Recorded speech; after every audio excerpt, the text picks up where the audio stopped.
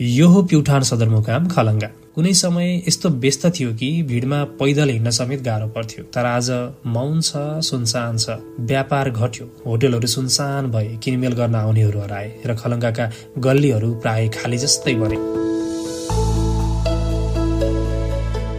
2064 सालमा साझा सवाल कार्यक्रमका लागि प्युठान आएका बीबीसी पत्रकार सुमन खरेलले बागदुलाको पुल पार गर्दै गर्दा भनेका थिए, प्युठानको खलङ्गा कता कता स्विजरल्यान्ड जस्तै लाग्यो। खरेलले भने चाहिँ जो कोहीले पहिलो पटक खलङ्गा टेकेपछि यसको प्राकृतिक सौन्दर्य, शीतल हावापानी र बसोबासको आकर्षण खुलेर प्रशंसा गर्ने गर्दछन्। तर आज यो स्वप्निल खलङ्गा उदासीको बाक्लो कुहिरोमा हराइरहेको छ।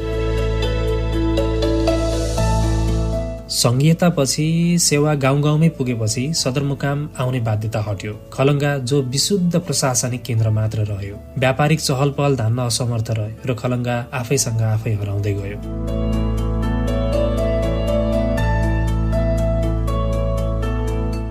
अठारह सालमा रोल्पा छुटियो। रोल्पा प्युठानको साझा सदरमुकामको व्यस्तता इतिहास बन्यो। सदरमुकाम टाढा बन्दै उठेका आवाजहरूले झन खलङ्गाको चहक जारे।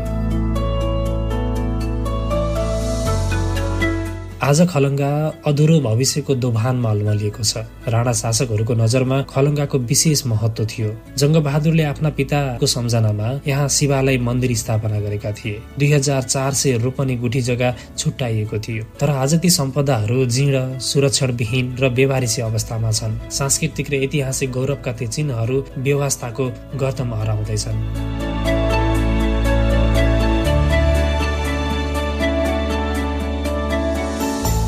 खलङ्गा नेवार समुदायको मौलिक चिनारी बोकेको अस्ति हो। पुराना घरहरू, ऐतिहासिक मठ मन्दिरहरू र समय अनुकूल मौसम, यी सबैमा अझै पनि सौन्दर्य र सम्भावनाको झिल्को देखिन्छ।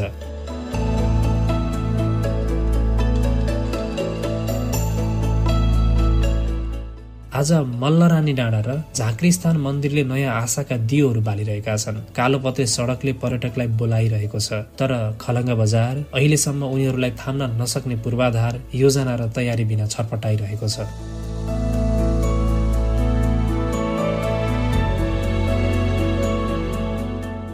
खलङ्गाबाट बसाइ सरेर गएकाहरूले समेत आज आफ्नै जन्मथलो सम्झन छाडेका छन्। तर खलङ्गा भुल्न पर्ने ठाउँ होइन, पुनः सम्झनु पर्ने, फेरि उठाउने ठाउँ हो। इतिहास जोगाउने जिम्मेवारी हाम्रो काँधमा छ। खलङ्गा फेरि मुस्काउन सक्छ, तर त्यसका लागि हामी आफै जाग्न जरुरी छ।